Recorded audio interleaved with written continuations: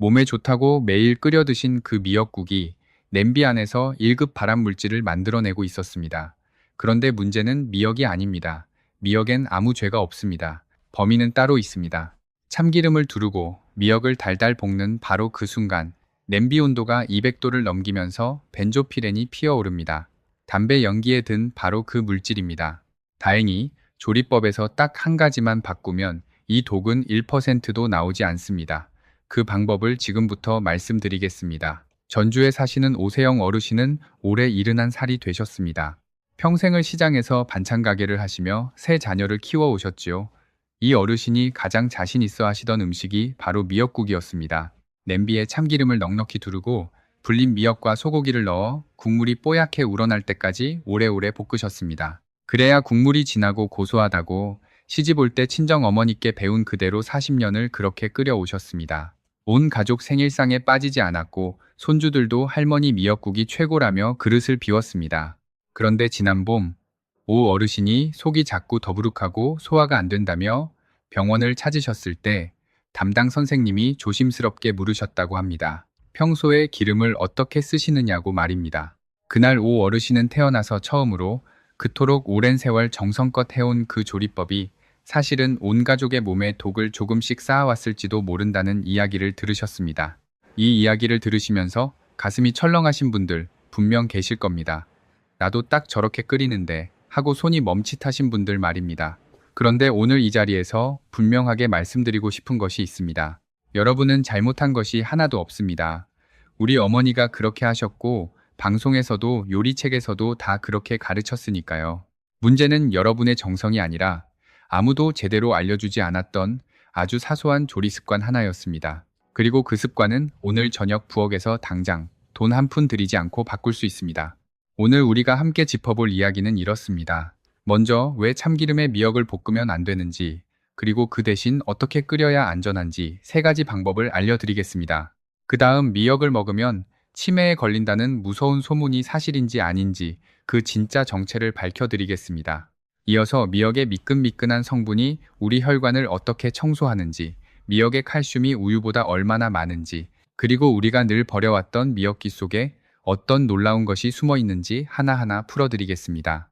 마지막에는 미역국에 무엇을 함께 넣어야 몸에 가장 좋은지, 소고기 대신 무엇을 넣으면 근육을 지킬 수 있는지, 그리고 혈압과 혈당으로 고생하시는 분들이 꼭 아셔야 할 미역 요리까지 전부 알려드리겠습니다. 특히 6번째로 말씀드릴 짝꿍 재료 이야기는 뼈가 약해지신 분이라면 절대 놓치시면 안 됩니다. 그럼 제 손을 잡고 천천히 시작해 보시지요. 먼저 가장 중요한 첫 번째 이야기입니다. 미역국이 정말 암을 만들 수 있는지 그 진실부터 짚어보겠습니다. 결론부터 다시 한번 분명히 말씀드립니다. 미역 자체는 죄가 없습니다. 오히려 미역은 뒤에서 말씀드릴 것처럼 우리 피를 맑게 하고 뼈를 지키는 훌륭한 보약입니다. 진짜 문제는 우리가 오랜 세월 당연하게 여겨온 조리 방법에 숨어 있었습니다. 가슴에 손을 얹고 한번 떠올려 보십시오. 지금까지 미역국을 끓이실 때 어떻게 하셨습니까? 아마 10분 중 8분은 냄비에 고소한 참기름을 두르고 불린 미역을 넣어 한참을 볶은 다음에 물을 부어 끓이셨을 겁니다. 그래야 국물 맛이 깊다고 배워왔으니까요. 그런데 여기에 우리가 몰랐던 과학적인 사실이 하나 있습니다. 모든 기름에는 연기가 나기 시작하는 온도, 이른바 발연점이라는 것이 있습니다. 우리가 사랑하는 참기름은 이 발연점이 대략 160도 안팎으로 흔히 쓰는 기름 가운데 아주 낮은 편에 속합니다. 그런데 가스불이나 인덕션을 켜고 냄비에 참기름을 둘러 미역을 볶으면 냄비 바닥의 온도는 순식간에 200도를 훌쩍 넘어가 버립니다. 기름이 타들어가기 시작하는 것이지요. 바로 이 순간에 벤조피렌이라는 물질이 만들어집니다. 이 벤조피렌이 어떤 것이냐 하면 담배 연기나 자동차 매연 속에 들어있는 물질로 세계보건기구 산하 국제암연구소가 사람에게 암을 일으킨다고 공식적으로 분류한 1급 발암 물질입니다. 짐작이 아니라 이미 국제적으로 확정된 등급입니다. 더 마음에 걸리는 점이 있습니다. 이 벤조피렌은 물에 잘 녹지 않는다는 사실입니다. 그래서 국물보다는 미역이나 고기 같은 기름진 건더기에 착 달라붙습니다. 결국 국물보다 몸에 좋다고 믿으며 꼭꼭 씹어 드셨던 그 건더기를 통해 이 물질이 우리 몸속으로 고스란히 들어오게 되는 것입니다. 물론 생일에 어쩌다 한번 드시는 미역국 한 그릇으로 당장 큰일이 나지는 않습니다. 우리 몸에는 스스로 독소를 걸러내는 힘이 있으니까요. 하지만 일주일에 두세 번씩, 그것도 수십 년 동안 이런 방식으로 드셔오셨다면 이야기가 조금 달라집니다.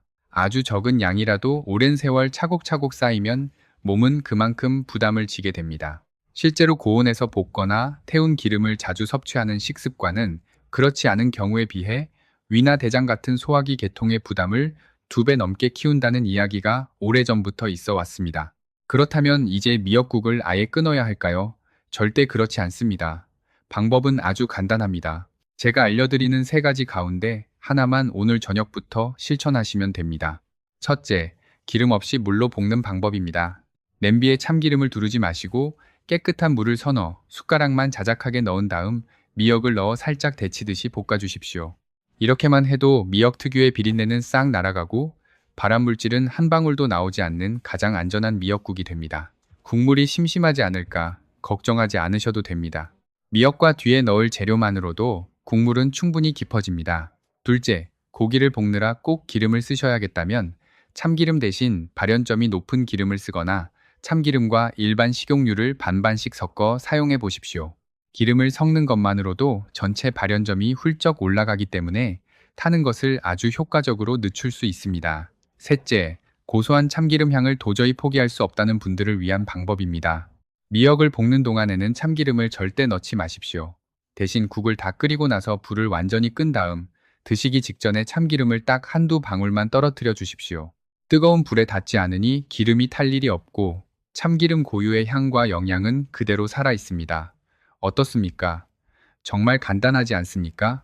이 3가지 가운데 어느 것이든 오늘 저녁 한 번만 해보시면 그 다음부터는 자연스럽게 몸에 배게 됩니다. 아주 작은 습관 하나가 나와 내 가족의 몸을 지키는 첫걸음이 됩니다.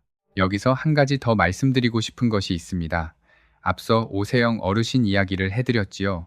오 어르신은 그날 이후로 조리법을 3번째 방법으로 바꾸셨다고 합니다.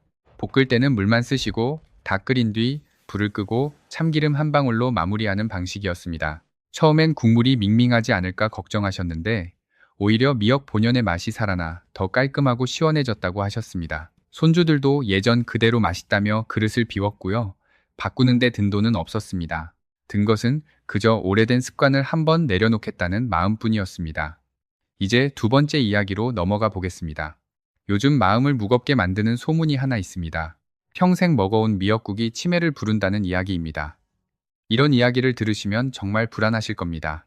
자식들에게 짐이 될까봐 가장 두려워하시는 병이 치매인데 그 치매를 미역국이 부른다고 하니 얼마나 걱정이 되시겠습니까?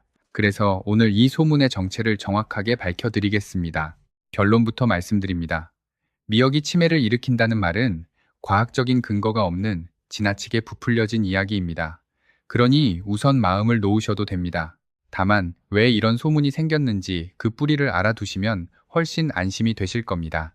이 소문의 뿌리는 미역 속에 들어있는 요오드라는 성분에 있습니다. 요오드는 우리 몸의 대사를 조절하는 갑상선 호르몬을 만드는데 꼭 필요한 고마운 영양소입니다. 그런데 무엇이든 지나치면 모자란 것만 못한 법이지요. 요오드를 필요 이상으로 아주 오랫동안 과하게 섭취하면 갑상선에 부담이 갈 수 있습니다. 갑상선이 지쳐 제 기능을 못하게 되면 온몸이 무겁고 나른해지며 이유 없이 몸이 붓고 집중력이 떨어지면서 자꾸 깜빡깜빡하는 증상이 나타날 수 있습니다. 바로 이 깜빡거림이 치매 초기의 모습과 언뜻 비슷해 보이다 보니 미역을 먹으면 치매가 온다는 식으로 앞뒤가 바뀌어 퍼진 것입니다. 실제로는 치매가 아니라 갑상선이 잠시 지친 것일 뿐이고 그마저도 아주 극단적으로 많이 먹었을 때의 이야기입니다. 그렇다면 우리가 평소에 먹는 미역국 한 그릇에는 요오드가 얼마나 들어있을까요? 보통 미역국 한 그릇을 넉넉히 드시면 성인의 하루 권장 섭취량보다 몇 배나 되는 요오드를 한 번에 드시게 됩니다. 성인의 하루 권장량이 대략 150 마이크로그램인데 미역국 한 그릇으로 그 몇 배를 훌쩍 넘길 수 있습니다. 이 숫자만 들으면 큰일이라고 놀라실 텐데 걱정하지 않으셔도 됩니다. 우리 몸은 생각보다 훨씬 똑똑합니다. 쓰고 남은 요오드는 소변을 통해 자연스럽게 몸 밖으로 내보내기 때문에 평소 건강하신 분들이라면 미역국을 즐겨 드셔도 아무 문제가 생기지 않습니다. 우리 조상들이 수백 년간 미역국을 먹어왔지만 그 때문에 탈이 났다는 이야기가 없는 이유가 바로 여기에 있습니다. 다만 의사로서 특별히 주의를 당부드리고 싶은 세 부류가 있습니다. 첫째는 지금 갑상선 질환을 앓고 계신 분들입니다. 갑상선 기능이 지나치게 항진되었거나 반대로 떨어져 있는 분들은 요오드 양에 몸이 민감하게 반응할 수 있으니 반드시 담당 선생님과 상의하신 뒤에 양을 조절해 드셔야 합니다. 둘째는 아기에게 젖을 물리고 계신 산모님들입니다. 출산 후에 미역국을 드시는 것은 피를 맑게 하고 회복을 돕는 훌륭한 전통이지만 엄마가 너무 과하게 드신 요오드가 젖을 통해 아기에게 그대로 전해질 수 있습니다. 그래서 산모님이라면 사흘에 한 그릇 혹은 일주일에 2그릇 정도로 조절해 드시는 편이 좋습니다. 셋째는 콩팥 기능이 많이 떨어져 있는 분들입니다. 미역에는 칼륨이라는 성분도 풍부한데 콩팥이 지쳐 있으면 이 칼륨을 몸 밖으로 빼내기가 어렵습니다. 몸속에 칼륨이 지나치게 쌓이면 심장이 두근거릴 수 있으니 이런 분들은 각별히 조심하셔야 합니다. 그리고 오늘 뼈 건강을 위해 꼭 기억하셔야 할 비법을 하나 더 알려드리겠습니다. 혹시 미역국을 끓이실 때 보기 좋으라고 또 시원하라고 대파나 쪽파를 송송 썰어 넣으시나요? 오늘부터 미역국에는 파를 넣지 마십시오. 파에 들어있는 유황과인 성분이 미역 속의 그 귀한 칼슘이 우리 몸에 흡수되는 것을 방해하기 때문입니다. 애써 미역으로 칼슘을 챙기고도 파 때문에 절반을 놓친다면 얼마나 아깝습니까? 나이 들수록 뼈 건강이 가장 중요한데 미역국의 칼슘을 온전히 흡수하시려면 파는 과감히 빼고 끓이시는 것이 좋습니다. 대신 마늘 정도만 조금 넣으시면 향도 살고 칼슘도 지킬 수 있습니다. 여기서 잠깐 왜 우리가 그토록 오랫동안 미역을 볶아왔는지 그 뿌리를 짚어보겠습니다. 사실 참기름의 재료를 볶는 조리법은 기름이 귀하던 시절 적은 양으로도 고소한 풍미를 최대한 끌어내기 위한 조상들의 지혜였습니다. 그 시절엔 불도 약한 아궁이 불이었고 무쇠솥이 천천히 데워졌기 때문에 지금처럼 순식간에 200도를 넘기는 일이 드물었습니다. 그런데 오늘날 가스불과 인덕션은 화력이 훨씬 세서 예전 같은 마음으로 볶으면 냄비 온도가 눈 깜짝할 새 발연점을 넘어버립니다. 조리법이 나쁜 것이 아니라 도구가 바뀌었는데 습관만 그대로 남은 것이 문제인 셈입니다. 그러니 우리는 조상의 지혜를 버리는 것이 아니라 바뀐 부엌에 맞게 살짝 손질하는 것뿐입니다. 한 가지 더 마음에 새겨두실 것이 있습니다. 참기름뿐 아니라 들기름도 발연점이 낮아 똑같이 조심하셔야 한다는 점입니다. 들기름은 몸에 좋은 기름이지만 역시 센 불에 오래 가열하면 타면서 좋지 않은 물질을 냅니다. 그러니 들기름 역시 볶는 용도보다는 다 된 음식에 마지막으로 둘러 향을 내는 용도로 쓰시는 편이 훨씬 낫습니다. 반대로 튀김이나 볶음처럼 높은 온도가 필요한 요리에는 발연점이 높은 기름을 따로 두고 쓰시는 것이 지혜입니다. 기름마다 재쓰임이 다르다는 것만 기억하셔도 부엌에서 생기는 많은 문제를 미리 막으실 수 있습니다. 여기서 스스로 한번 여쭤보시길 바랍니다. 지난 한 주 동안 미역국을 몇 번이나 드셨습니까? 그리고 그때마다 참기름에 볶으셨습니까? 아니면 물로 끓이셨습니까? 만약 일주일에 2~3번, 그것도 늘 참기름에 볶는 방식이셨다면 오늘 이 이야기는 결코 남의 일이 아닙니다. 반대로 어쩌다 한번, 그것도 물로 끓이셨다면 크게 걱정하지 않으셔도 됩니다. 중요한 것은 빈도와 방법입니다. 매일 하는 작은 습관일수록 그 영향이 크기 때문에 바로 그 매일의 습관 하나를 바꾸는 것이 가장 큰 힘을 발휘합니다. 대전에 사시는 한복동 어르신은 66으로 오랫동안 작은 국밥집을 하셨습니다. 장사하는 분이라 국을 끓이는 데는 도가 트셨다고 자부하셨지요. 그런데 손님상에 나가는 미역국을 늘 참기름에 넉넉히 볶아 뽀얗게 우려내는 방식이었습니다. 어느 날 단골 손님이 요즘은 기름을 태우면 안 좋다더라 하는 말을 흘리듯 하셨는데 한 어르신은 처음엔 대수롭지 않게 넘기셨다고 합니다. 그러다 직접 알아보시고는 가게 미역국을 물로 볶아 끓이는 방식으로 바꾸셨습니다. 놀랍게도 손님들이 국물이 더 깔끔해졌다며 좋아하셨고 기름값도 줄어 일석이조였다고 하셨습니다. 오랜 습관을 바꾸는 데는 용기가 필요하지만 막상 바꿔보면 그리 어렵지 않다는 것을 보여주는 이야기입니다. 그리고 미역을 고르실 때도 작은 요령이 있습니다. 시장이나 마트에서 미역을 사실 때 너무 새까맣고 윤이 반질반질한 것보다는 자연스러운 짙은 갈색빛을 띠는 것이 좋습니다. 물에 불렸을 때 지나치게 미끈거리거나 물이 검게 우러나는 것은 피하시고 향이 은은하게 바다내음이 나는 것을 고르십시오. 또 불릴 때는 찬물에 20분 남기시면 충분합니다. 너무 오래 불리면 좋은 성분이 물에 다 빠져나가 오히려 아깝습니다. 불린 미역은 두어 번 헹궈 짠기와 불순물을 덜어낸 뒤 쓰시면 됩니다. 이렇게 재료를 고르고 다루는 작은 정성이 모여 한 그릇의 미역국을 보약으로 만듭니다. 여기서 그동안 많은 분들이 궁금해 하셨던 것들을 하나씩 풀어드리겠습니다. 먼저, 미역을 데친 물은 버려야 하느냐는 질문입니다. 마른 미역을 불릴 때 나오는 첫물은 짠기와 미끈한 거품이 많으니 한번 헹궈 버리시는 것이 좋습니다. 하지만 국을 끓이는 중에 우러난 국물은 절대 버리지 마십시오. 그 안에 미역의 좋은 성분이 다 녹아 있습니다. 헷갈리지 마셔야 할 것은 처음 불린 물과 끓인 국물은 다르다는 점입니다. 불린 물은 버리고 끓인 국물은 드시는 것. 이 하나만 기억하시면 됩니다. 두 번째로 많이 묻는 것은 자연산 미역과 양식 미역 중 무엇이 더 좋으냐는 것입니다. 결론부터 말씀드리면 둘 다 영양은 크게 다르지 않습니다. 자연산이 향이 더 진하고 식감이 쫄깃한 편이지만 요즘 양식 미역도 깨끗한 바다에서 잘 길러져 영양이 훌륭합니다. 값과 취향에 맞게 고르시면 됩니다. 오히려 중요한 것은 산지와 유통 과정이 믿을 만한가입니다.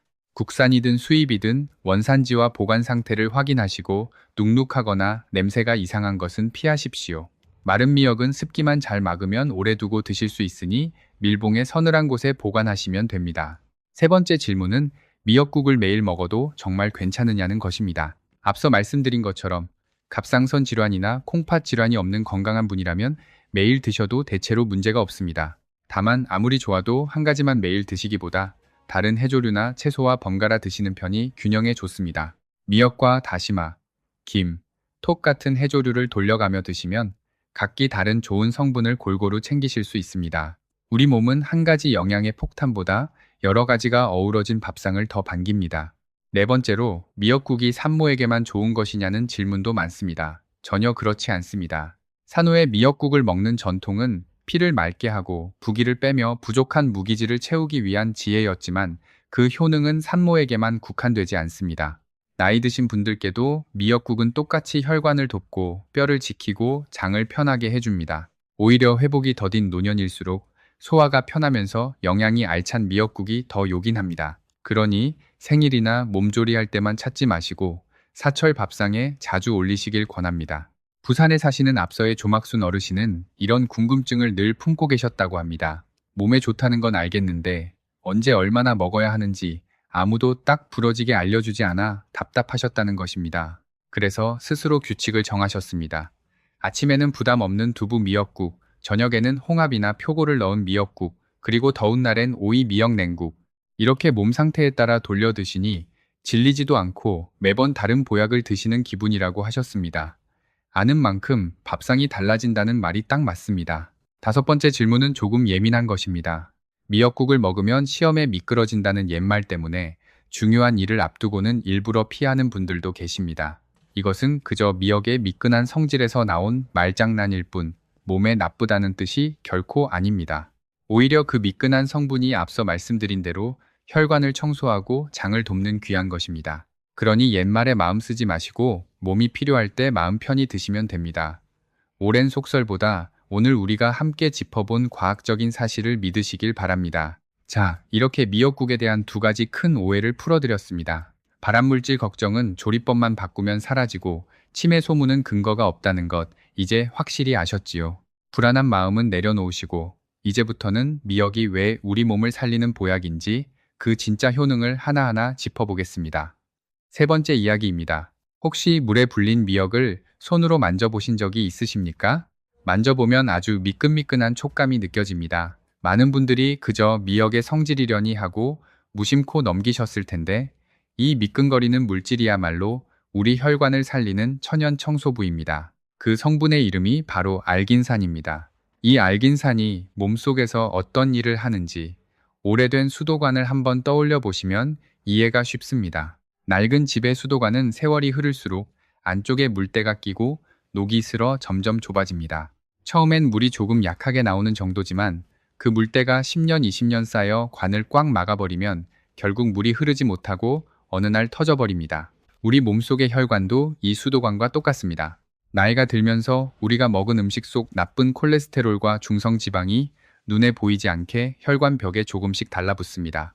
혈관은 참을성이 많아서 절반 이상이 막힐 때까지도 별다른 내색을 하지 않습니다. 그래서 많은 분들이 내 혈관은 깨끗하려니 하고 방심하십니다.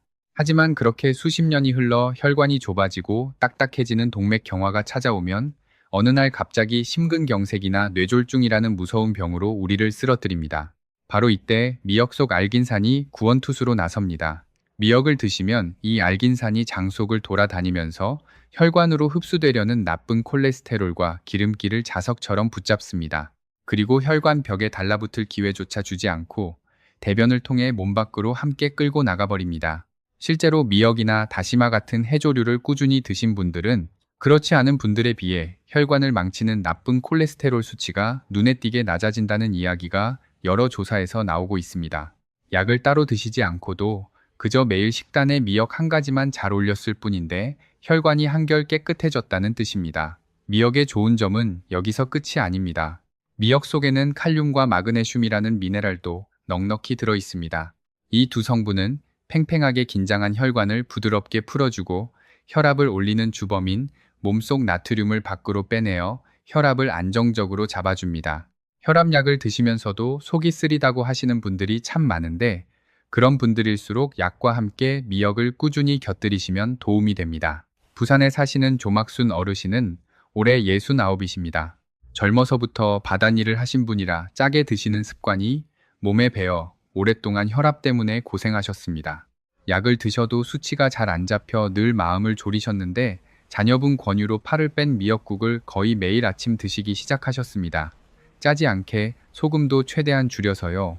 몇 달 뒤 병원에서 혈압이 한결 안정되었다는 이야기를 들으셨을 때 조 어르신은 그깟 미역국이 뭐라고 하면서도 내심 놀라셨다고 합니다. 혈관이 건강해지면 온몸에 변화가 옵니다. 심장이 힘차게 뛰고 뇌로 가는 피가 원활해지니 머리가 맑아지고 밤마다 손발이 저려 잠을 설치던 증상도 줄어듭니다. 혈관 하나만 제대로 청소해도 온몸의 세포가 다시 젊어지는 셈입니다. 네 번째 이야기는 아마 들으시면 깜짝 놀라실 겁니다. 미역 속 칼슘이 우리가 평생 뼈에 좋다고 믿어온 우유보다 훨씬 많다는 사실입니다. 나이가 들어 무릎이 시리거나 골다공증이 걱정되기 시작하면 대부분 가장 먼저 무엇을 찾으십니까? 아마 10분 중 9분은 마트에 가서 우유부터 한 팩 사오실 겁니다. 우유를 많이 마셔야 뼈가 튼튼해진다고 어릴 적부터 귀에 못이 박히도록 배워왔으니까요. 그런데 오늘 여러분의 오랜 생각을 뒤집을 숫자를 하나 보여드리겠습니다. 우리가 먹는 생미역 100g에는 칼슘이 대략 150mg가량 들어있습니다. 반면에 뼈 건강의 대명사인 우유 100g에는 칼슘이 118mg 정도 들어있습니다. 생미역만으로도 이미 우유보다 칼슘이 더 많은 셈입니다. 그런데 진짜 놀라운 것은 지금부터입니다. 물기를 바짝 말린 마른 미역 100g에는 칼슘이 무려 900mg을 훌쩍 넘게 들어있습니다. 우유와 비교하면 몇 배가 넘는 그야말로 칼슘 덩어리인 셈입니다. 물론 말린 미역은 물에 불려 드시니 한 번에 그만큼을 다 드시는 것은 아니지만 같은 무게로 견주었을 때 미역이 품고 있는 칼슘의 밀도가 이만큼 높다는 뜻입니다. 혹시 지금 조금만 걸어도 무릎이 시큰거리시는 분, 병원에서 골밀도 검사를 받고 뼈가 약해지고 있다는 이야기를 들어 가슴이 내려앉으신 분 계십니까? 그렇다면 오늘부터 비싼 영양제보다 먼저 미역을 챙기셔야 합니다. 특히 여성분들께 간곡히 당부드립니다. 여성분들은 나이 들어 폐경과 갱년기를 지나면 뼈를 지켜주던 여성 호르몬이 썰물처럼 빠져나갑니다. 이때부터는 아무 증상도 없이 뼈에 구멍이 숭숭 뚫리는 골다공증이 빠르게 진행됩니다. 실제로 우리나라 70대 여성 상당수가 이미 골다공증이거나 뼈가 약해진 상태라는 조사도 있습니다. 뼈가 이렇게 약해지면 길을 가다 살짝 엉덩방아를 떠봤을 뿐인데 엉덩이 뼈가 툭 부러지기도 합니다. 노년에 엉덩이 뼈가 부러지면 몇 달을 누워 지내야 하고 그러다 폐렴 같은 합병증이 와서 생명까지 위태로워질 수 있습니다. 청주에 사시는 최경자 어르신은 63세 갱년기를 심하게 겪으시며 뼈마디가 쑤셔 고생하셨습니다. 영양제도 여러 가지 드셔봤지만 큰 차이를 못 느끼셨다고 합니다. 그러다 미역과 뒤에 말씀드릴 재료를 함께 넣어 국을 자주 끓여 드시면서 반년쯤 지나자 계단을 내려갈 때 느끼던 그 시큰함이 한결 덜해졌다고 하셨습니다. 여기서 아주 중요한 비밀이 하나 있습니다. 아무리 미역에 칼슘이 많아도 우리 몸이 그 칼슘을 붙잡아 흡수하지 못하면 대부분 소변으로 빠져나가 소용이 없습니다. 그 칼슘을 몸속으로 끌어당기는 열쇠가 바로 비타민 D입니다. 이 비타민 D를 어떻게 채우는지는 6번째 이야기에서 아주 자세히 풀어드릴 테니 조금만 기다려 주십시오. 알긴산 이야기를 조금 더 해보겠습니다. 이 성분이 놀라운 것은 단지 콜레스테롤만 끌고 나가는데 그치지 않는다는 점입니다. 알긴산은 물에 닿으면 젤리처럼 부풀어 오르는 성질이 있습니다. 그래서 우리 위장 속에서 부드러운 젤 상태가 되어 음식물이 소화되고 흡수되는 속도를 천천히 늦춰줍니다. 이 말이 왜 중요하냐면 식사 뒤 혈당이 급하게 치솟는 것을 막아주고 동시에 포만감을 오래 유지시켜 과식을 줄여주기 때문입니다. 나이 들며 뱃살이 늘고 혈당이 걱정되시는 분들께 미역이 조용히 두 가지 일을 한꺼번에 해주는 셈입니다. 게다가 이 젤이 장을 부드럽게 지나가며 오래 묵은 노폐물을 쓸어내니 변비로 고생하시는 분들께도 큰 도움이 됩니다. 여기서 한 가지 여쭤보겠습니다. 혹시 아침에 일어나 손발이 유난히 붓거나 저녁이면 다리가 무겁고 저린 날이 잦으십니까? 그렇다면 혈액순환이 예전 같지 않다는 몸의 신호일 수 있습니다. 물론 그것만으로 큰 병을 단정할 수는 없지만 우리 몸이 보내는 이런 작은 신호를 그냥 흘려보내지 않는 것이 중요합니다. 미역처럼 혈관을 부드럽게 돕는 음식을 꾸준히 곁들이면서 짠 음식을 줄이고 물을 충분히 드시는 것만으로도 이런 신호가 한결 잦아드는 경우가 많습니다. 이쯤에서 많은 분들이 이렇게 생각하실 겁니다. 미역이 그렇게 좋으면 매일 실컷 먹으면 되지 않느냐고요. 그런데 여기서 오래된 믿음 하나를 바로잡아야 합니다. 몸에 좋은 음식이라고 해서 무조건 많이 먹는 것이 정답은 아니라는 사실입니다. 앞서 말씀드린 요오드 이야기처럼 아무리 좋은 것도 지나치면 부담이 됩니다. 진짜 지혜는 좋은 음식을 적당한 양으로 꾸준히 오래 먹는 데 있습니다. 하루에 미역국을 3그릇 몰아 드시는 것보다 이틀에 한 그릇씩 사철 내내 드시는 편이 몸에는 훨씬 이롭습니다. 우리 몸은 폭탄처럼 쏟아붓는 영양보다 매일 조금씩 스며드는 꾸준함을 더 좋아합니다. 칼슘 이야기로 돌아와 조금 더 깊이 들어가 보겠습니다. 앞서 미역의 칼슘이 우유보다 많다고 말씀드렸는데 여기에는 우리가 놓치기 쉬운 또 하나의 진실이 있습니다. 우유를 못 드시는 분들이 생각보다 많다는 점입니다. 나이가 들면 우유 속 성분을 소화하지 못해 우유만 드시면 배가 부글거리고 설사를 하시는 분들이 적지 않습니다. 이런 분들이 뼈에 좋다는 말만 믿고 억지로 우유를 드시다가 오히려 속만 버리는 경우를 많이 봅니다. 그런 분들께 미역은 참으로 고마운 대안입니다. 배탈 걱정 없이 오히려 소화를 도우면서 칼슘을 채울 수 있으니까요. 여기에 앞서 말씀드린 표고버섯에 비타민 D까지 더하면 우유 없이도 뼈를 든든하게 지킬 수 있습니다. 전주에 사시는 앞서의 오세영 어르신 이야기를 다시 꺼내보겠습니다. 오 어르신은 조리법을 바꾸신 뒤로 미역국에 표고버섯과 두부를 자주 넣어 드셨다고 합니다. 원래 우유만 드시면 속이 불편하던 분이라 뼈 걱정이 많으셨는데 미역국을 이렇게 바꿔 드시면서 속도 편하고 몸도 한결 가벼워졌다고 하셨습니다. 무엇보다 조리법 하나 바꾸는 작은 일에서 시작해 재료 하나하나를 몸에 맞게 챙기는 재미를 붙이셨다는 점이 참 반가웠습니다. 건강은 이렇게 거창한 결심이 아니라 오늘 저녁 냄비 앞에서의 작은 선택 하나에서 시작됩니다. 한 가지 덧붙이자면 뼈를 지키는 데는 음식만으로 충분하지 않습니다. 아무리 칼슘을 잘 챙겨 드셔도 몸을 움직이지 않으면 뼈는 그 칼슘을 붙잡아 둘 이유를 잃어버립니다. 뼈는 자극을 받아야 단단해지는 성질이 있어서 하루 30분씩 햇볕을 쬐며 천천히 걷는 것만으로도 큰 도움이 됩니다. 햇볕은 우리 몸이 스스로 비타민 D를 만들게 하고 걷는 자극은 뼈에게 튼튼해지라는 신호를 보냅니다.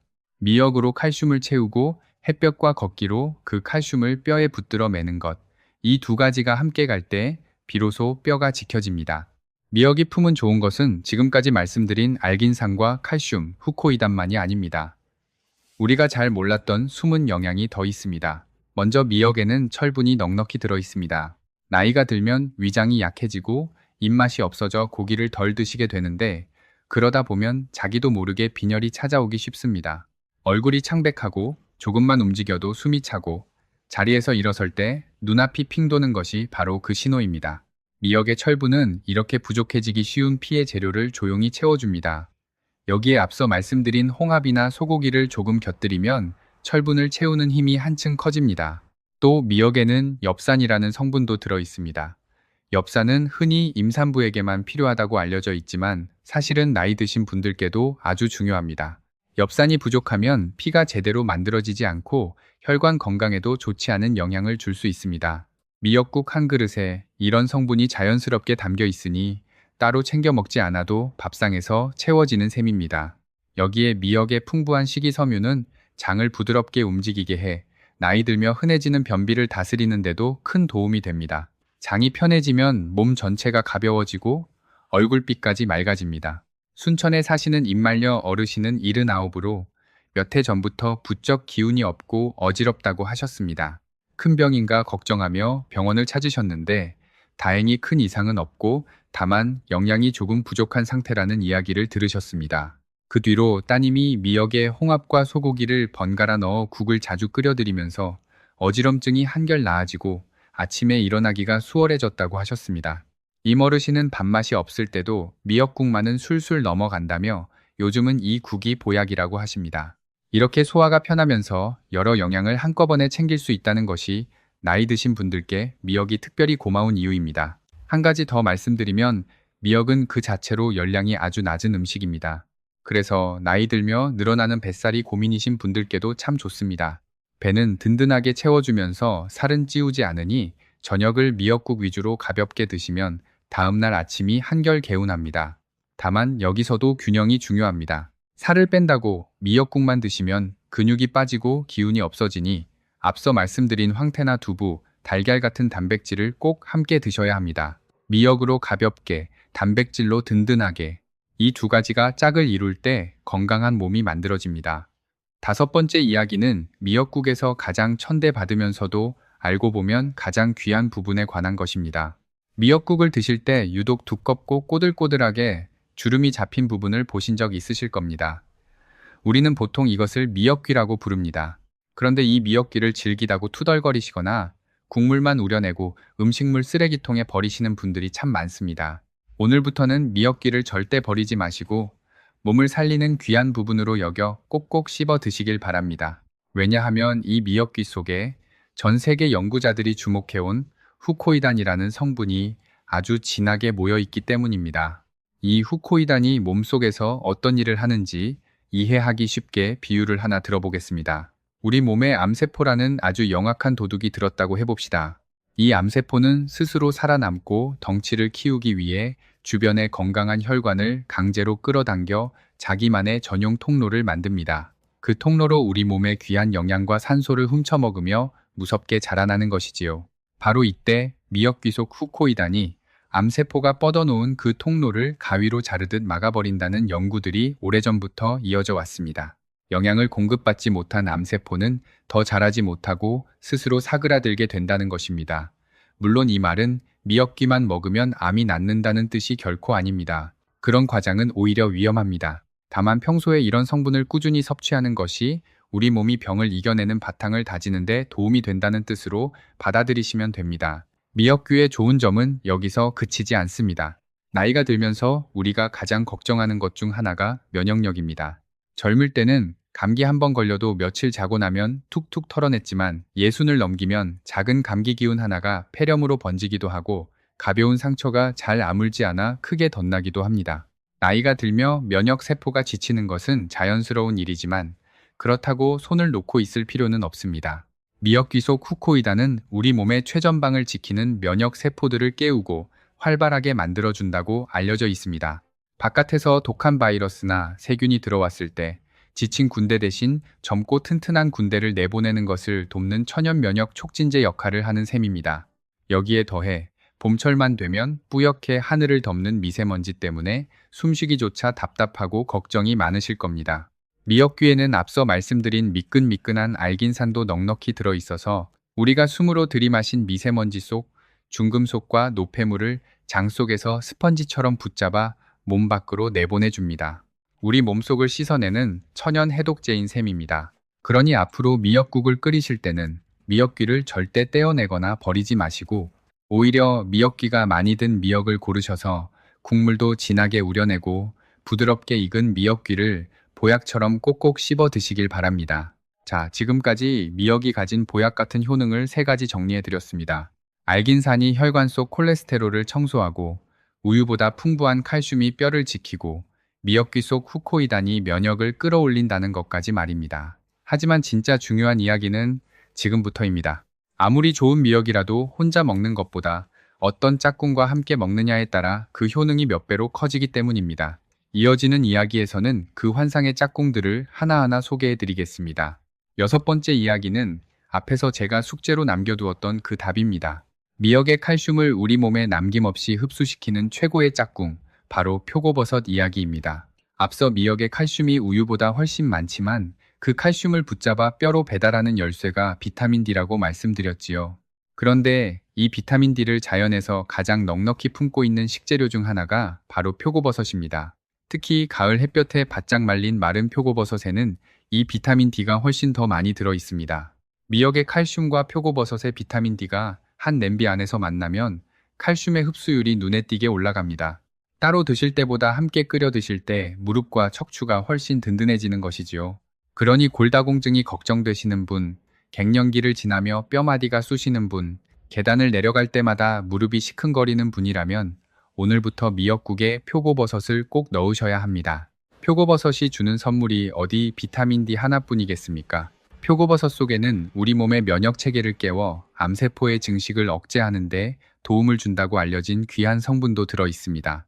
앞서 미역귀에 후코이단이 면역을 돕는다고 했지요.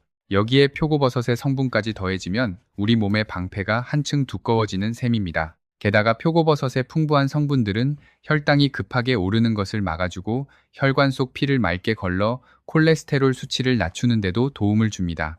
미역국 한 그릇에 표고버섯 몇 개만 썰어 넣어도 뼈와 면역과 혈관을 한꺼번에 챙기는 셈이니 돈 한 푼 안 드는 최고의 종합 보약입니다. 여기서 조리 비법을 하나 알려드리겠습니다. 미역국을 끓이실 때 생표고나 마른 표고를 두세 개 먹기 좋게 썰어 넣으시면 되는데 마른 표고를 쓰신다면 아주 중요한 요령이 있습니다. 버섯을 물에 불리고 남은 그 갈색빛 불린 물을 절대 버리지 마십시오. 표고버섯의 좋은 성분과 감칠맛이 그 물에 고스란히 녹아 나와 있습니다. 그 불린 물을 미역국 육수로 그대로 부어 쓰시는 것이 가장 알뜰하고 영양 가득한 방법입니다. 한 가지 덤으로 마른 표고를 사오셨더라도 요리하기 전에 햇볕이 드는 곳에 1시간만 펼쳐두어 보십시오. 버섯이 햇빛을 받으면 스스로 비타민 D를 더 많이 만들어내기 때문에 영양가가 한층 높아집니다. 참 간단하면서도 지혜로운 방법이지요. 일곱 번째 이야기는 듣기만 해도 마음이 든든해지는 조합, 미역과 두부입니다. 두부 미역국은 국물이 담백하고 부드러워 아침 대용으로 그만인데 단순히 맛만 좋은 것이 아니라 우리 뇌를 지키는데도 훌륭한 음식입니다. 두부의 원료인 콩 속에는 레시틴이라는 특별한 성분이 풍부합니다. 이 레시틴은 뇌 속에서 기억을 담당하는 신경 전달 물질을 만드는 것을 돕고 지친 뇌세포를 보호하는 역할을 합니다. 레시틴을 꾸준히 섭취하면 기억력에 도움이 되고 치매 예방에 좋다는 이야기가 여러 연구에서 이어져 오고 있습니다. 앞서 미역이 혈당과 혈압을 안정시켜 혈류를 맑게 한다고 말씀드렸지요. 그 맑아진 피에 두부의 레시틴이 뇌세포의 영양을 부지런히 나르니 뇌 건강을 2배로 챙기게 되는 것입니다. 게다가 두부는 미역의 유일한 약점까지 보완해줍니다. 앞서 미역에 요오드가 많아 지나치면 갑상선에 부담이 될 수 있다고 했지요. 신기하게도 두부 속 성분이 몸속의 요오드가 필요 이상으로 쌓이지 않도록 도와 갑상선의 균형을 맞춰줍니다. 미역과 두부가 서로의 약점을 채우고 장점을 키워주는 그야말로 하늘이 맺어준 짝인 셈입니다. 두부 미역국을 끓이는 법은 어렵지 않습니다. 평소처럼 미역국을 끓이시다가 불을 끄기 2-3분 전에 두부를 깍둑 썰기해 넣고 살짝만 더 끓여내십시오. 처음부터 넣고 오래 끓이면 두부가 뭉개지고 영양도 손실되니 마지막에 넣는 것이 요령입니다. 그러면 두부의 영양도 살리고 부드럽고 고소한 맛도 제대로 즐기실 수 있습니다. 미역귀 이야기를 조금 더 이어가 보겠습니다. 사실 많은 분들이 미역귀를 버리시는 이유는 딱 하나, 질기다는 것입니다. 그런데 이 질김은 조리법으로 얼마든지 부드럽게 만들 수 있습니다. 미역귀는 일반 미역보다 조금 더 오래 끓여주시면 됩니다. 국을 끓일 때 미역귀를 먼저 넣어 10분쯤 푹 끓인 뒤 나머지 재료를 넣으시면 꼬들꼬들하던 것이 부드럽게 풀어져 씹기에도 좋아집니다. 혹은 잘게 다져 넣으시면 식감이 거슬리지 않으면서도 좋은 성분은 그대로 드실 수 있습니다. 시장에서 미역을 사실 때 미역귀만 따로 파는 곳도 있으니 일부러 챙겨 두셨다가 국에 넣으시면 더없이 좋습니다. 버리던 것을 챙기는 것만으로 보약을 얻는 셈이니 이만큼 알뜰한 건강법이 또 어디 있겠습니까? 강릉에 사시는 서동철 어르신은 66으로 젊어서부터 잔병 치레가 잦아 환절기마다 감기를 달고 사셨습니다. 그런데 몇 해 전부터 부인께서 미역귀를 버리지 않고 잘게 다져 국에 넣어 주시면서 예전보다 감기에 덜 걸리는 것 같다고 하셨습니다. 물론 미역귀 하나가 모든 것을 바꾸었다고 말할 수는 없지만 이렇게 몸에 좋은 것을 하나씩 더해가는 생활 습관이 쌓여 면역의 바탕을 다진다는 것만은 분명합니다. 서 어르신은 요즘 미역귀가 든 미역을 일부러 골라 사신다며 웃으셨습니다. 두부 이야기에도 덧붙일 것이 있습니다. 두부를 고르실 때 하얀 일반 두부와 검은 콩으로 만든 두부 사이에서 고민하시는 분들이 계실 겁니다. 뼈 건강과 요오드의 균형을 함께 챙기고 싶으시다면 흔히 파는 대두로 만든 일반 두부도 아주 훌륭한 선택입니다. 중요한 것은 어떤 두부냐보다 얼마나 신선한 두부를 골라 제때 드시느냐입니다. 두부는 상하기 쉬운 음식이라 사오시면 되도록 빨리 드시고 남은 것은 물에 담가 냉장 보관하시되 그 물을 매일 갈아주시는 것이 좋습니다. 두부 미역국은 특히 소화가 부담스러운 저녁이나 입맛 없는 아침에 부드럽게 드시기에 안성맞춤입니다. 여기서 잠깐 뇌 건강에 대해 한 가지 오해를 풀어드리겠습니다. 많은 분들이 기억력이 떨어지는 것을 두고 이제 나이 들어 어쩔 수 없다고 체념하십니다. 그런데 뇌는 우리가 생각하는 것보다 훨씬 늦게까지 새로워질 수 있는 기관입니다. 좋은 영양을 공급하고 사람들과 이야기를 나누고 손을 부지런히 움직이면 뇌는 나이와 상관없이 새로운 연결을 만들어냅니다. 두부의 레시틴 같은 영양이 그 바탕을 돕는다면 매일의 대화와 활동이 그 위에 집을 짓는 셈입니다. 그러니 미역과 두부로 뇌에 밥을 챙겨 드리시되 그것만으로 안심하지 마시고 이웃과 자주 어울리고 손주와 이야기 나누는 시간도 함께 챙기시길 바랍니다.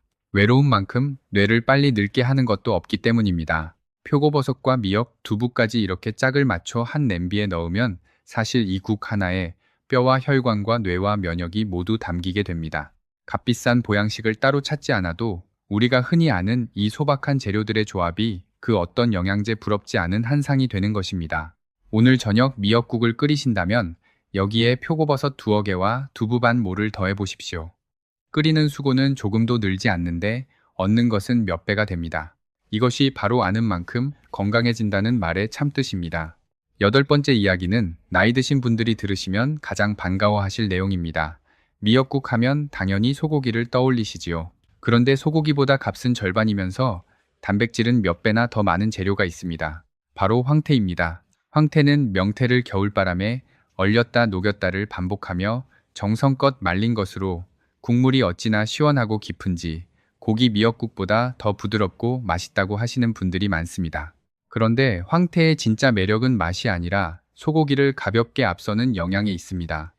황태 100g에는 단백질이 무려 70g 안팎으로 들어 있습니다. 우리가 단백질의 대명사로 아는 소고기 100g에 단백질이 대략 20g, 닭가슴살에도 20g 남짓 들어있는 것과 비교하면 황태는 그 3배가 넘는 단백질을 품고 있는 셈입니다. 제가 왜 이렇게 단백질을 강조하는지 말씀드리겠습니다. 우리는 나이가 들면 아무 잘못을 하지 않아도 몸속 근육이 해마다 조금씩 빠져나갑니다. 60을 넘기면 그 속도가 더 빨라져 10년, 20년 쌓이면 어느 날 다리 힘이 풀려 걷기조차 힘들어지는 근감소증이 찾아옵니다. 근육이 없으면 혼자 화장실을 가기도 시장을 보기도 힘들어져 삶의 질이 무너지게 됩니다. 근육을 지키려면 매일 좋은 단백질을 충분히 드셔야 하는데 소고기는 나이든 위장이 소화하기에 다소 무겁고 기름집니다. 반면 황태는 지방이 거의 없는 고단백 저지방 식품이라 아무리 드셔도 속이 편안합니다. 치아가 약하신 분들도 따뜻한 국물에 불려 잘게 찢어 드시면 부드럽게 넘어갑니다. 게다가 황태에는 칼슘도 넉넉히 들어있어 미역의 칼슘과 더해지면 뼈를 지키는 힘이 2배가 됩니다.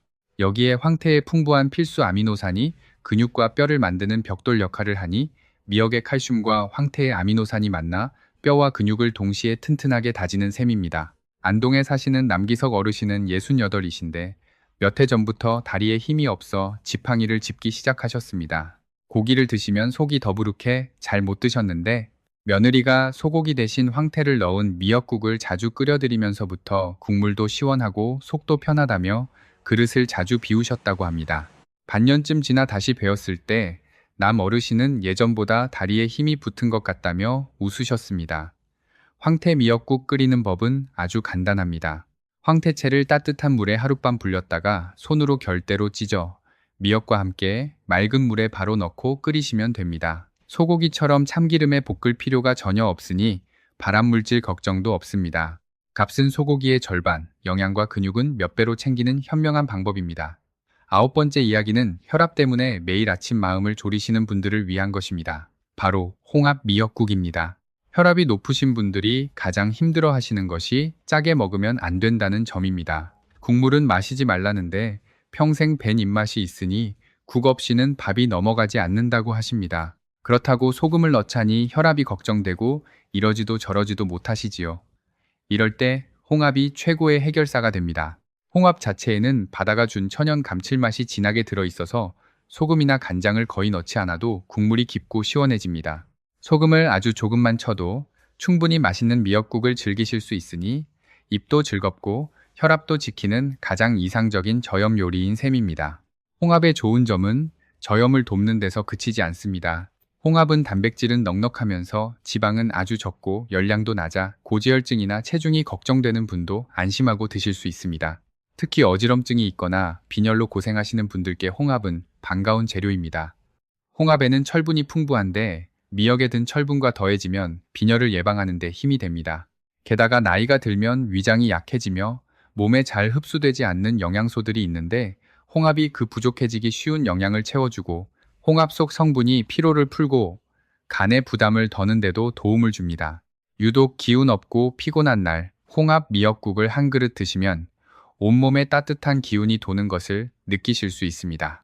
목포에 사시는 문점순 어르신은 74으로 평생 바닷가에서 사시며 짜게 드시던 분입니다. 혈압이 높아 늘 조심하라는 말을 들으셨는데 싱거운 음식은 도무지 맛이 없어 힘들어 하셨습니다. 그러다 홍합을 넣은 미역국을 소금 없이 끓여 드시기 시작하면서 싱겁지 않고도 시원하다며 국물까지 맛있게 드시게 되었다고 합니다. 홍합 미역국 끓이는 법은 이렇습니다. 싱싱한 홍합을 옅은 소금물에 30분쯤 담가 뻘을 벗게 한 뒤 깨끗이 씻고 냄비에 물과 함께 넣어 끓입니다. 홍합이 입을 벌리기 시작하면 불린 미역을 넣고 5분쯤 더 끓인 다음 다진 마늘을 조금 넣으면 완성입니다. 다 끓으면 소금을 넣기 전에 먼저 국물을 한 모금 맛보십시오. 홍합에서 우러난 짭조름한 감칠맛 덕분에 이미 충분히 맛있을 겁니다. 그래도 심심하다 싶을 때만 소금을 아주 조금 더 하시면 됩니다. 마지막 10번째 이야기입니다. 당뇨가 있으시거나 식사 때마다 오르내리는 혈당 때문에 마음 졸이시는 분들이라면 이 이야기를 꼭 기억하십시오. 밥 한 그릇 편히 드시기도 무서운 분들을 위해 식후 혈당을 완만하게 잡아주는 최고의 미역 요리를 알려드리겠습니다. 바로 새콤하고 시원한 오이 미역 냉국입니다. 왜 하필 오이 미역 냉국일까요? 음식을 먹었을 때 혈당이 얼마나 빨리 오르는지를 나타내는 지표를 혈당 지수라고 합니다. 이 지수가 낮을수록 혈당이 천천히 올라 몸이 감당하기 쉬워집니다. 우리가 매일 먹는 흰쌀밥은 이 혈당 지수가 상당히 높은 편인데 미역과 오이는 그 지수가 아주 낮습니다.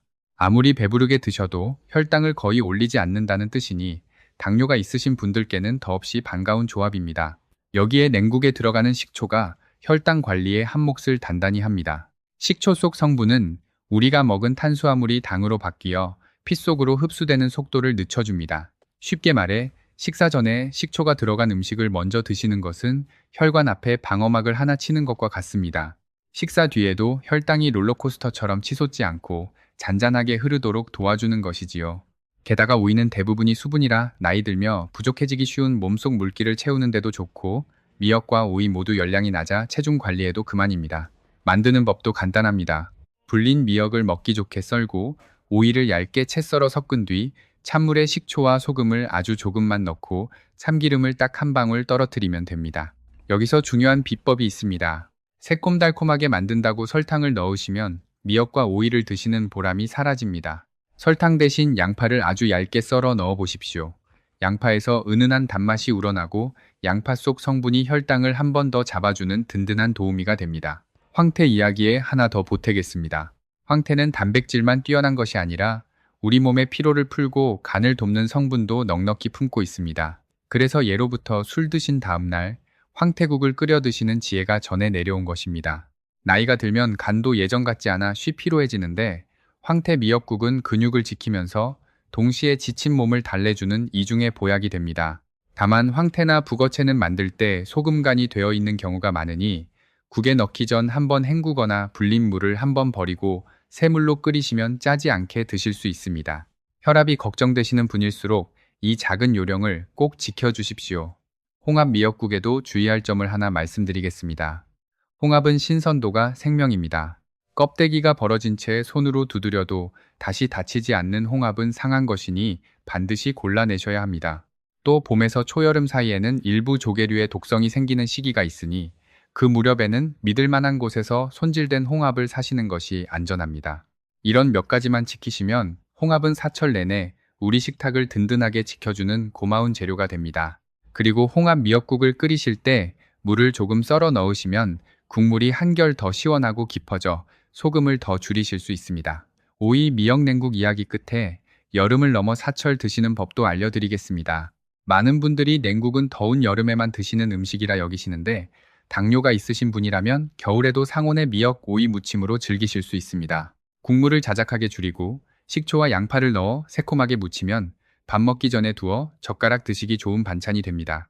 식사 전에 이런 새콤한 미역 반찬을 먼저 드시는 습관은 식후 혈당이 급하게 오르는 것을 완만하게 눌러주는 아주 좋은 방법입니다. 여기에 견과류를 몇 알 곁들이시면 좋은 지방과 단백질까지 더해져 더욱 균형이 잡힙니다. 마지막으로 미역과 잘 어울리는 재료를 하나 더 귀띔해 드리겠습니다. 바로 들깨가루입니다. 미역국을 끓인 뒤 불을 끄고 들깨가루를 한두 숟가락 풀어주시면 국물이 고소하고 걸쭉해지면서 참기름 없이도 풍미가 살아납니다. 들깨에는 몸에 좋은 지방과 함께 뼈 건강을 돕는 성분도 들어있어 미역과 만나면 궁합이 아주 좋습니다. 앞서 참기름을 볶지 말라고 말씀드렸는데 그 고소함이 아쉬우셨던 분이라면 이 들깨가루가 훌륭한 대안이 됩니다. 불을 끈 뒤에 넣기 때문에 타서 나쁜 물질이 생길 일도 없고 오히려 영양은 더해지니 이보다 좋은 마무리가 없습니다. 이렇게 재료 하나하나를 알고 나면 미역국 한 그릇이 완전히 달라 보이기 시작합니다. 예전엔 그저 생일에 먹는 국, 몸조리할 때 먹는 국 정도로만 여기셨을 텐데 이제는 내 몸에 어디를 위해 무엇을 넣을지 스스로 정하실 수 있게 되었습니다. 뼈가 걱정이면 표고버섯과 두부를, 근육이 걱정이면 황태를, 혈압이 걱정이면 홍합을, 혈당이 걱정이면 오이와 식초를 넣으시면 됩니다. 같은 미역국이지만 오늘 내 몸에 무엇이 필요한지에 따라 얼마든지 다른 보약이 되는 것입니다. 이것이 바로 오랜 세월 우리 곁을 지켜온 미역국의 진짜 힘입니다. 여기서 미역국을 끓일 때 흔히 하는 실수 몇 가지를 더 짚어드리겠습니다. 참기름에 볶는 것 말고도 우리가 무심코 저지르는 실수가 있습니다. 첫째, 국간장이나 소금을 처음부터 잔뜩 넣는 것입니다. 간은 다 끓인 뒤 마지막에 맞추셔야 재료 본연의 감칠맛을 살리면서 소금을 덜 쓰실 수 있습니다. 끓이는 도중에 간을 맞추면 국물이 졸면서 점점 짜지기 때문에 나도 모르게 짜게 드시게 됩니다. 둘째, 미역을 너무 오래 팔팔 끓이는 것입니다. 미역은 오래 끓인다고 더 좋아지지 않습니다. 재료를 넣고 15분에서 20분이면 충분하니 그 이상은 오히려 좋은 성분이 날아갈 수 있습니다. 셋째, 국을 한 번에 너무 많이 끓여 며칠씩 데워 드시는 것입니다. 물론 한 번에 끓여두면 편하지만 같은 국을 여러 번 데우면 맛도 떨어지고 상하기도 쉽습니다. 되도록 2, 3일 안에 드실 만큼만 끓이시고 남은 것은 바로 식혀 냉장 보관하십시오. 다시 드실 때는 딱 먹을 만큼만 덜어 데우시고 냄비째 계속 끓였다, 식혔다, 반복하지 않으시는 것이 좋습니다. 이런 작은 습관들이 모여 한 그릇의 미역국을 더 안전하고 맛있게 만듭니다. 안동에 사시던 앞서의 남기석 어르신 댁에는 이런 이야기가 있습니다. 며느리가 시아버지 건강을 위해 미역국을 자주 끓이면서 처음엔 어떻게 끓여야 좋은지 몰라 인터넷을 뒤지고 이 사람 저 사람에게 물었다고 합니다. 그러다 하나씩 배워가며 참기름은 마지막에 한 방울, 표고 불린 물은 육수로, 소금은 끝에 조금, 이렇게 자기만의 방법을 완성해 갔습니다. 남 어르신은 며느리가 끓여주는 미역국을 드실 때마다 이 국 한 그릇에 담긴 정성을 안다며 고마워하셨습니다. 음식이란 이렇게 만드는 이의 마음이 담기는 것이고 그 마음까지 함께 먹기에 더 몸에 좋은 것인지도 모릅니다. 나이가 들수록 부엌일이 힘에 부치는 날이 있습니다. 그런 날은 무리해서 여러 재료를 넣으려 애쓰지 마시고 물에 미역만 넣어 간단히 끓이셔도 충분합니다. 완벽하게 하려다 지쳐서 아예 안 하는 것보다 간단하게라도 꾸준히 하는 것이 100배 낫습니다. 오늘은 미역만, 기운나는 날은 표고와 두부까지 이렇게 그날의 힘에 맞춰 유연하게 하시면 됩니다. 건강을 챙기는 일이 또 하나의 부담이 되어서는 안 됩니다. 즐겁고 편안한 마음으로 하실 때 그 음식이 비로소 진짜 보약이 됩니다. 그리고 잊지 마셔야 할 것이 있습니다. 오늘 말씀드린 모든 것은 병원 치료를 대신하는 것이 결코 아닙니다. 이미 어떤 병을 앓고 계시거나 약을 드시고 계신 분이라면 반드시 담당 선생님과 상의하시면서 음식을 곁들이셔야 합니다. 미역은 훌륭한 음식이지만 약이 아니고 밥상은 치료의 든든한 동반자일 뿐 치료 그 자체를 대신할 수는 없습니다. 이 점만 분명히 기억하신다면 오늘 배운 지혜가 여러분의 건강에 아주 든든한 밑거름이 되어줄 것입니다. 이제 오늘 배운 것을 실제 밥상에 어떻게 옮길지 일주일 식단으로 그려드리겠습니다. 거창하게 여기지 마시고 그저 하나의 본보기로 삼으시면 됩니다. 월요일 아침은 두부를 넣은 미역국으로 부드럽게 시작하십시오. 밤새 지친 속을 달래고 뇌에 좋은 레시틴을 채우는데 그만입니다. 화요일 저녁은 표고버섯을 넣은 미역국입니다. 뼈가 약해지는 것이 걱정되시는 분이라면 이날은 마른 표고 불린 물까지 육수로 쓰시길 바랍니다. 수요일은 소고기 대신 황태를 넣어 근육을 챙기는 날로 삼으십시오. 국물이 시원해 온 가족이 좋아하실 겁니다. 목요일은 조금 쉬어가도 좋습니다. 미역을 넣은 된장국이나 미역을 살짝 묻힌 반찬으로 가볍게 드셔도 됩니다. 금요일 저녁은 혈압이 걱정되시는 분을 위한 홍합 미역국입니다. 소금을 넣기 전에 꼭 국물을 먼저 맛보시고 홍합의 감칠맛만으로 충분한지 확인하십시오. 토요일은 당뇨나 혈당이 걱정되시는 분을 위한 오이 미역 냉국이나 새콤한 미역 무침을 식사 전에 곁들이는 날입니다.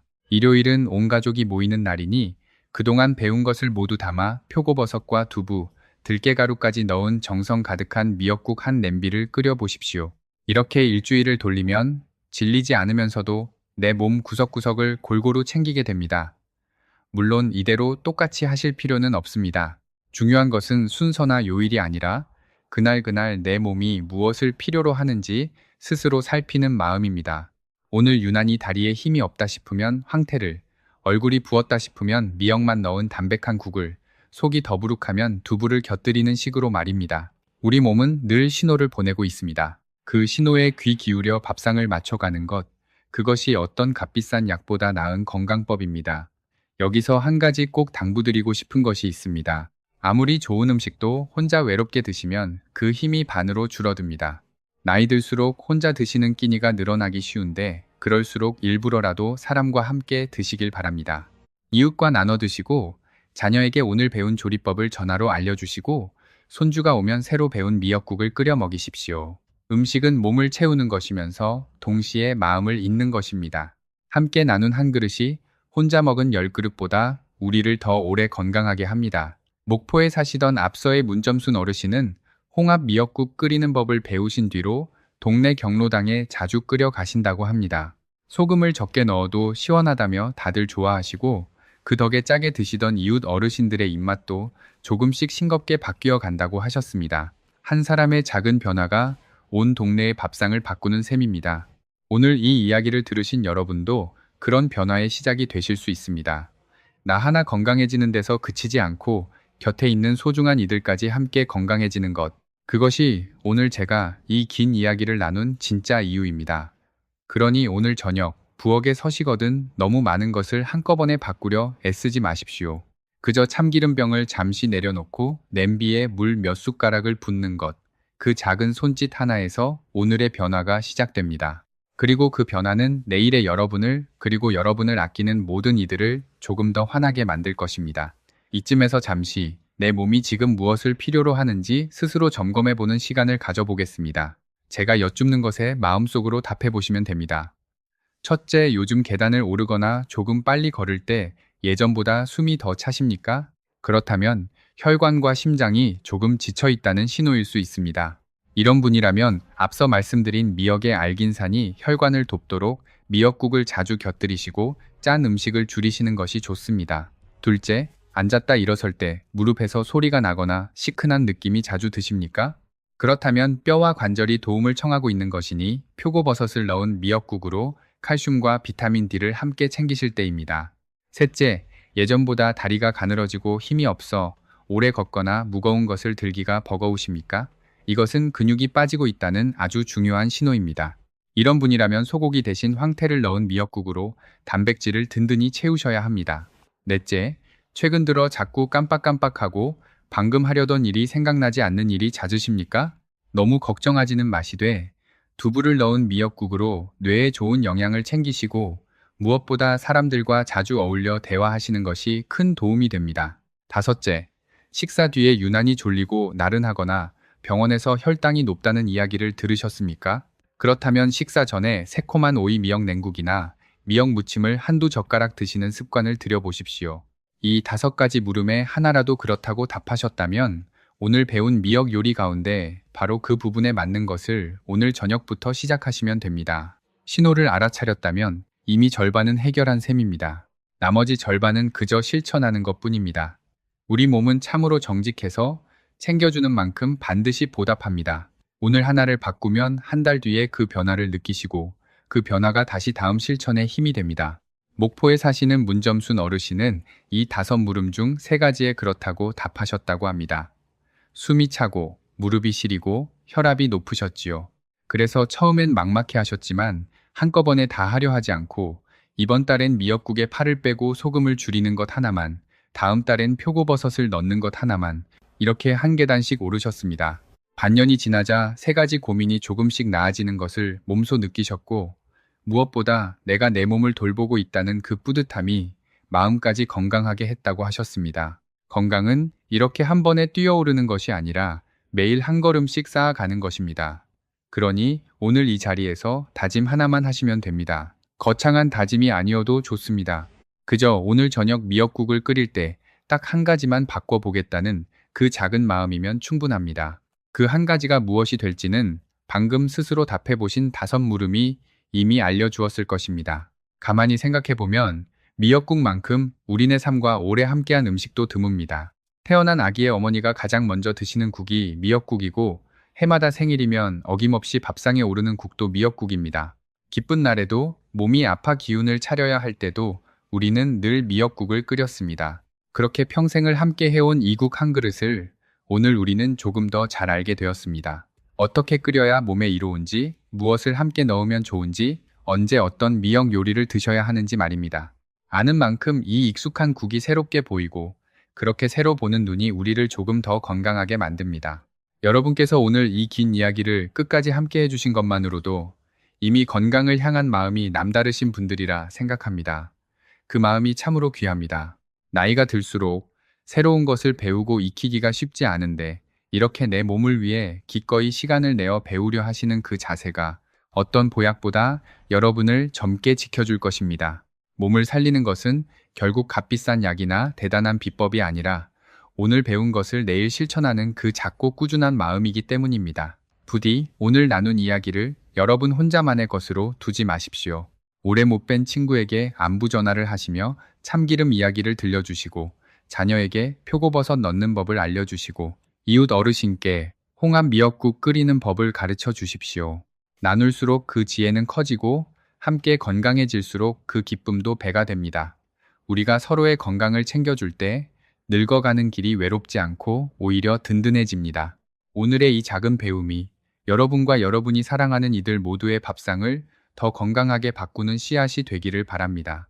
오늘 이 자리에서 마지막으로 꼭 남기고 싶은 말씀이 있습니다. 건강이란 젊음을 되돌리는 것이 아니라 지금 이 나이를 가장 편안하고 튼튼하게 살아내는 것입니다. 무릎이 예전 같지 않아도 눈이 조금 침침해도 오늘 내가 스스로 밥상을 차리고 사랑하는 이들과 국 한 그릇을 나눌 수 있다면 그것이 바로 진짜 건강입니다. 미역국 한 그릇에 담긴 오늘의 정성이 내일의 여러분을 그렇게 지켜줄 것입니다. 조급해하지 마시고 한 걸음씩 천천히 걸어가십시오. 그 길 끝에서 여러분은 분명 더 건강하고 더 환한 하루하루를 만나시게 될 것입니다. 자, 이렇게 해서 미역국에 대한 오해부터 우리 몸을 살리는 10가지 이야기까지 모두 전해드렸습니다. 많은 이야기를 나누다 보니 헷갈리실 수도 있으니 오늘 나눈 내용을 잠깐 정리해 보겠습니다. 가장 먼저 미역국이 발암물질을 만든다는 이야기의 핵심은 참기름이었습니다. 참기름을 센 불에 볶으면 1급 발암물질인 벤조피렌이 나오니 앞으로는 기름 없이 물로 볶으시거나 발연점이 높은 기름을 섞어 쓰시거나 가장 좋게는 국을 다 끓이고 불을 끈 뒤 마지막에 참기름을 한두 방울만 떨어뜨려 향을 내십시오. 이 한 가지만 바꾸셔도 오늘부터 여러분의 미역국은 완전히 달라집니다. 둘째, 미역이 치매를 부른다는 소문은 근거가 없었습니다. 다만 미역 속 요오드 때문에 갑상선 질환이 있으신 분이나 젖먹이를 둔 산모님, 콩팥이 약하신 분은 양을 조절하셔야 하고, 뼈 건강을 위해 미역국에는 칼슘 흡수를 방해하는 파를 빼고 끓이십시오. 셋째, 미역의 미끈한 알긴산은 혈관 속 나쁜 콜레스테롤을 붙잡아 몸 밖으로 내보내는 청소부였습니다. 넷째, 미역의 칼슘은 우유보다 훨씬 많아 특히 마른 미역은 뼈를 지키는 훌륭한 재료였습니다. 다섯째, 질기다고 버렸던 미역귀에는 면역을 돕고 몸을 지키는 후코이단이 모여 있으니 절대 버리지 마시고 꼭꼭 씹어 드십시오. 여섯째, 미역국에는 표고버섯을 함께 넣으십시오. 표고버섯의 비타민 D가 미역의 칼슘을 뼈로 흡수시켜줍니다. 마른 표고를 쓰실 땐 불린 물까지 육수로 쓰시는 것이 비결입니다. 일곱째, 미역과 두부는 뇌를 지키는 짝입니다. 두부의 레시틴이 뇌세포를 보호하고 두부 성분이 미역의 과한 요오드를 조절해줍니다. 여덟째, 소고기 대신 황태를 넣으십시오. 단백질이 소고기의 몇 배라 나이 들며 빠지는 다리 근육을 지키는 데 최고입니다. 값은 절반이고 속도 편합니다. 아홉째, 혈압이 높으신 분은 홍합 미역국이 답입니다. 홍합의 천연 감칠맛 덕에 소금 없이도 완벽한 저염 국물을 즐기실 수 있습니다. 열째, 당뇨나 혈당이 걱정되시는 분은 식사 전에 오이 미역냉국을 드시고 이때 설탕 대신 양파를 넣으십시오. 오늘 알려드린 이 10가지를 한꺼번에 다 바꾸려고 욕심내지 않으셔도 됩니다. 한 번에 다 하려면 머리도 아프고 지쳐서 오히려 포기하게 됩니다. 그저 오늘 저녁 부엌에서 딱 한 가지만 먼저 시작해 보십시오. 미역국을 끓이실 때 참기름을 붓고 불 위에서 볶는 그 손을 멈추고 마지막에 불을 끈 뒤 한두 방울 떨어뜨리는 것. 이것 하나만 오늘 바꾸셔도 여러분의 건강은 이미 커다란 한 걸음을 뗀 것입니다. 그것이 익숙해지면 다음 달엔 표고버섯을 썰어 넣어 보시고 그 다음엔 소고기 대신 황태를 넣어 보시는 겁니다. 이렇게 계단을 오르듯 하나씩 바꿔 나가시면 됩니다. 결코 어렵지 않습니다. 오늘 이 이야기를 가만히 들으시면서 지나온 세월을 돌아보며 가슴 한구석이 뭉클해지신 분들도 계실 겁니다. 우리 세대는 참 고생이 많으셨습니다. 먹고 살기 팍팍하던 시절, 내 입에 들어가는 것보다 자식들 입에 맛있는 것 하나 더 넣어주려고 온 힘을 다해 버텨오셨지요. 정작 내 몸이 아플 때는 병원비가 아까워서 혹은 자식들에게 걱정을 끼칠까봐 늘 내 건강은 뒷전으로 미뤄두셨습니다. 하지만 이제는 다른 누구도 아닌 바로 여러분 자신을 먼저 챙기실 차례입니다. 내 몸을 돌보는 것은 결코 이기적인 일이 아닙니다. 예쁜 손주들이 자라 짝을 만나 가정을 이루는 그날까지 그 결혼식장에서 환하게 웃으며 자리를 지켜주셔야 하지 않겠습니까? 사랑하는 자식들과 손잡고 좋은 경치 보러 다니고 맛있는 음식도 오래오래 함께 나누셔야지요. 자식들에게 줄 수 있는 가장 큰 선물은 재산이 아니라 내 몸을 건강하게 지켜 그들에게 짐이 되지 않는 것입니다. 여러분이 튼튼하게 버티고 서 계신 것 자체가 자식들에게는 세상 그 무엇과도 바꿀 수 없는 든든한 버팀목이 됩니다. 오늘 알려드린 방법들은 돈이 많이 드는 것도 저 깊은 산에서 귀한 약초를 캐와야 하는 것도 아닙니다. 그저 매일 서 계신 우리 집 부엌에서 오늘 저녁 식탁 위에서 조금만 마음을 기울이면 당장 하실 수 있는 소소한 실천들입니다. 우리 함께 손을 잡고 건강한 하루하루를 향해 천천히 걸어가 보십시다. 여러분은 충분히 하실 수 있습니다. 혹시 주변에 미역국을 유독 자주 드시거나 혈압과 혈당 때문에 고민하시는 이웃이 계신다면 오늘 이 이야기를 살며시 전해주십시오. 그분들이 건강해지는 것이 곧 우리 모두가 함께 건강해지는 길이니까요. 오늘 내 몸을 돌보는 이 작은 순간이 여러분의 남은 나날을 더 환하게 밝히는 시작이 되기를 진심으로 바랍니다. 오늘도 건강하고 활기찬 하루 보내십시오.